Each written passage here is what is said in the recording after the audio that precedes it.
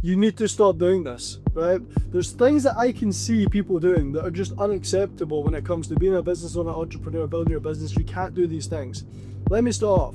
One thing is checking your phone, starting the day with being on your phone. This doesn't make sense, because if you think about it, there's two windows when your brain is the most suggestible to being programmed. It's when you wake up in the morning and when you fall asleep at night time. Most entrepreneurs these days, they wake up straight on their phone. They're not setting their state before they start their day. So when they start their day, the day brainwashes them before they even do anything. And if that's dopamine from checking WhatsApps and scrolling, or it's stress because it's overwhelmed looking at your emails or looking at things to do, your full day is then programmed to be like that. You need to set the state before you do that. You don't let the day road program your mind. You program your mind and set your state before you start the day. Second thing, delayed gratification. I can't see it these days. Instant gratification is everywhere and everyone is trained to do the thing that gives them short-term security, short-term pleasure. If you could just delay that pleasure, delay that gratification, what you're going to do is you're going to build a subconscious pattern where you will, instead of just seeking dopamine in the short term, you will actually be driven to do things moving forward that require a little bit more effort. Things that require more effort and delayed gratification tend to give you a bigger return long term. Your brain is an operating system. How you wire it will dictate how it operates. If you're wiring yourself for short-term gratification, that's how it's going to operate. So you can't even question why you're not doing the thing you know you should and why you're pushing hard tasks off or tasks that require effort, because you're wiring your brain for cheap dopamine. Third thing, surrounding yourself by people that enable bullshit. You should not have a circle or anyone around you that enables bullshit. What I mean by that is, people around you that don't hold you accountable. People around you that are slacking themselves, so when you do the wrong thing, they don't say anything. Because when they don't say anything, they save themselves from being exposed. But again, this frustrates me so much because you've got so much potential. If you just had the right people around you, the right environment, the right people to drive you forward, to keep you accountable, to stop enabling your bullshit, you'd get a lot more done. You'd lie to yourself a lot less because you'd have the mirror held up to you more. For me, this is a priority. I need the right people around me. I need my brothers. I need people that are real, authentic. And I can't see that a lot. I see people around each other that are yes men that make each other feel comfortable. This is not good for growth. It's actually killing your fucking business. Another thing, delaying action when you have a thought. When you have a thought to take an action and you delay the action, what you're doing is you're training your brain not to take action. You're training your brain to procrastinate, but you're also allowing your intention to diminish. The gap between the thought and taking the action is when your intention starts to diminish. There's a law called the law of diminishing intent. And what this states is every single time you delay action, the intention you had that felt really good, the desire you had to take the action and make things happen, starts to diminish the longer you wait. And I see this too much. You delay the action and next thing you know, you're convincing yourself that action that you were going to take is bullshit. Or you genuinely just don't have the desire to do it. What happens? A good idea, the action that would have moved the needle, doesn't get done. It gets delayed. Future self-neglect, another one. People neglect their future self. They just don't live for future them. They're constantly satisfying present them and putting future them in a bad scenario. They're neglecting themselves tomorrow. You're neglecting your future self. Okay, and future self-neglect has got to be the number one reason for sabotage, for stress, for not getting things done. Will you neglect yourself most of the time? And I see this so much is the night before. A good day starts the night before. If you start to concern yourself for your future self and be able to look back and be grateful for your past self, you're going to position yourself in a much better position. You're going to stop doing the bullshit, doing the unacceptable things that you do right now, which is just neglecting that version of yourself. Not even caring about what you're going to feel like tomorrow by not doing the thing today, and then the next day, and then the next day, and then the next day. And you give it all to your future self because you in the present moment want to avoid the discomfort. But the thing is, the discipline, or the lack of discipline should I say, is a lack of self-love. It's a lack of love for that version of yourself that's going to exist in that moment with stress and anxiety because you didn't do the thing you know you should. And that brings me on to my next point. I don't see people organizing their weeks. I think it's something that people think is cliche, oh, I'm not going to organize my calendar. Your calendar should be laid out as a system to allow you to take action consistently, do the right things. Your habits and behavior and your routine should create success as a byproduct. We should have clarity on a system that allows you to maintain the right state and consistently move towards the vision. People neglect this. I don't need to use a calendar, I know what I'm doing. Are you clear on the next day? Are you clear on your week? Are you clear on the needle moving tasks that are going to be focused on to move you towards the vision? Most people aren't. Most people neglect organizing their week, setting intentions, and it's killing your fucking vision. Another thing, people aren't even clear on their vision.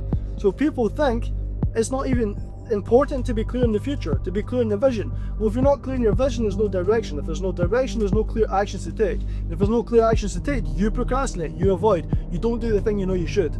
We have this part of our brain called the reticular activating system. The reticular activating system will delete most of what you interpret and take in as information in your life.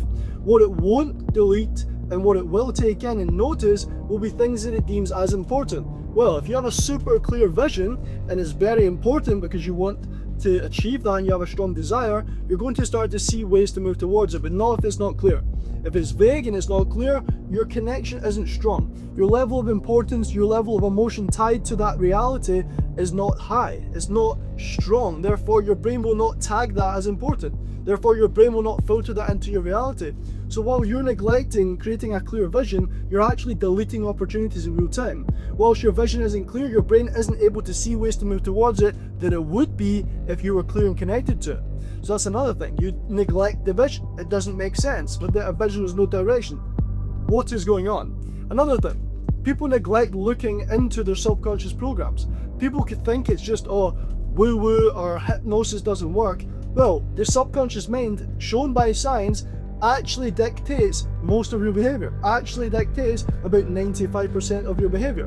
So whilst you're running on programs subconsciously, you're neglecting even looking at it. You're thinking, it's fine, I know what I'm doing, consciously I know what I'm doing. Well, if you consciously know what you're doing, why are you not doing it? Why have you not got the results that you want? If I ask you right now, why are you not where you want to be? Why have you not got 100k a month, $1 million a month? Your answer is the limiting beliefs that are holding you back. But you're not looking anyway. This is what I see again these days. You read Atomic Habits, you're getting full of snus, you're drinking 5 coffees a day, and you're avoiding the things that are actually dictating how you behave and show up. Your subconscious mind is the thing that actually controls the most of what you do. But you're not looking into it. You're not asking, what beliefs do I actually hold about money? What beliefs do I actually hold about myself? What is my current self-image? How do I view myself? Because you don't even know how you see yourself, that's how you see reality, because you don't see life as it is, you see life as you are. People overlook this. People don't even look in the way to ask themselves, what is my current identity? What do I currently hold as myself? Perception. People don't actually look in the way and do this stuff because they neglect it.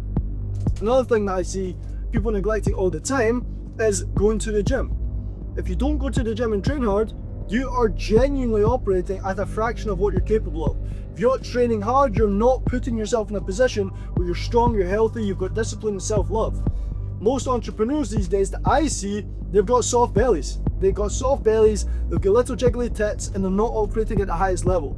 If you want to be the most formidable version of yourself, you want to be the strongest, the most confident, you need to be training in the gym. You need to be training hard, whether that's in the gym lifting heavy weights, fighting, something that's going to actually challenge you physically. Too many guys that I see these days are making good money. Yes, cool, you're making good money.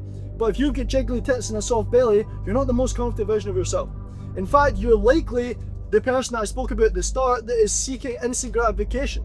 It's not practicing delayed gratification. The gym is the easiest way for you to practice delayed gratification. For you to put work and effort in without an instant reward and do that over a long period of time to not only build that discipline, not only build that resilience mentally by doing hard workouts, but actually practice and wire your brain to operate in a way where you're going to seek things that require effort instead of this instant gratification. Another thing again that I see guys do all the time is they're eating absolute shit diets. Right? Their diets are fucking shit. They're not training, but they're not eating. Right? Think about you neglecting your diet. You're neglecting the thing that fuels your body, that literally dictates the state you exist in. You're neglecting what that is, right? And your food that you put in your body has likely got, and I see this all the time, 100 ingredients in the packet. This doesn't make sense. The food that you're consuming is made up of molecules. You're also made up of molecules. So what molecules are you adding to your body? What molecules are you adding to your body that are giving you brain fog, making you feel tired, making you feel anxious, not making you feel confident, not having protein in them to feed your muscles so you're strong and solid and you're healthy and you're useful? Most people don't even think about this. They either don't eat all day and then eat a shit meal at the end of the day, or their diet is absolutely dog shit. Another thing that I see is neglecting sleep. You're neglecting getting to sleep on time. Your circadian rhythm and how you operate and your hormone production and everything like that has got to be one of the most important factors. Your sleep is a superpower. But no, you're going to grind up all night, you're going to look at blue light, you're not going to stick a pair of these on. What you're going to do is you're going to neglect sleep, You're going to think that grinding late at night and then waking up at 1 p.m, 12 p.m, 10 a.m, late, out of sleep your sleep's not regulated, you're literally dysregulating your nervous system, your state, your hormone balance. You're fucking yourself because your sleep is not a priority, right? You don't think that it's that important to have a consistent sleep and wake time. What you're actually doing is you're existing in a state of being ignorant to how powerful it actually is. When you do actually start prioritizing your sleep and you go to sleep at the right time, you wake up at the same time, it's not even the right time, it's just same time, it's consistency. There's no consistency in your sleep. And that's why you're not consistently full of energy, that's why you're not consistently feeling confident and strong, so why you're not consistently clear-minded is because you're neglecting your sleep. Why neglect your sleep? Well, because you've probably been taught that staying up and grinding and working all the hours of the night, that's the best way to do it. No. If you were to prioritize your sleep, work 3 hours less at night time, but wake up earlier in a routine, you wake up, you're hydrating. There's another thing, you don't hydrate. I don't see clients when they come to me, or most entrepreneurs these days, hydrating, drinking enough water and electrolytes. Do you even know why you drink electrolytes? Most people generally don't even know why you would drink electrolytes. Your muscles and the tissues in your muscles and your brain are actually unable to be fully hydrated without electrolytes. They're unable to hold on to the water and fully hydrate and really satisfy themselves with hydration if you don't have electrolytes. You're not drinking electrolytes, you're not hydrating, your diet shit, your sleep shit, your training shit. These are things that I see all the time. And they're things that are absolutely fucking unacceptable if you want to be the best version of yourself. There's no chance that you're neglecting these things and you expect to be the best. It doesn't make sense. One last thing that people neglect that I see all the fucking time is neglecting the power of your mind. You have a belief system right now that is filtering reality with the reticular activating system, like I told you. It's filtering reality to delete, notice, right, information that aligns with what you believe to subconsciously be true. Well, you don't even know because you've not looked into it, and most people don't look into the fact that you can change your beliefs just by visualizing. Right? Every belief that you've formed is because of an experience that you've went through. You've had an experience, likely it's been tied to emotion, and then in that moment, because of that emotionally intense experience, you've decided to believe that this thing is true.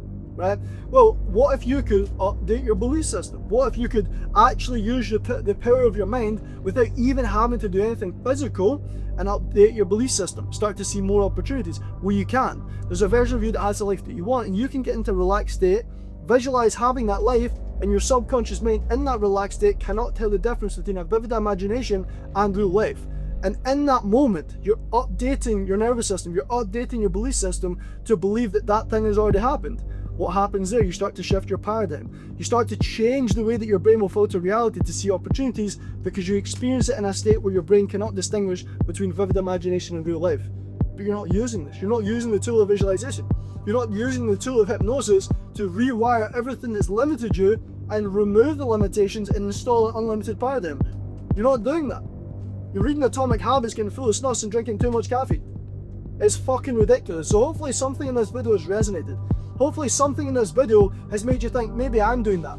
Maybe I'm around the wrong people. I'm not getting the right environment. I'm not auditing my life. I'm not auditing my dopamine sources. There's another one. Dopamine sources, right? The neuropeptide that makes babies crawl. It gives you the drive to do things. Your dopamine sources are fucked. Have you audited your dopamine? No one does. No one even thinks, why don't I audit the thing that makes me feel drive to move forward and take action? Why don't I audit the sources that might be actually frying my reward system and not allowing myself to move forward? This list could keep going on. I could keep going on for longer than this, right? But I think one of these must have resonated with the person who's watching this. And if it did, that means that there's a change to make. And that means that clicking the link in the bio really makes a lot of sense.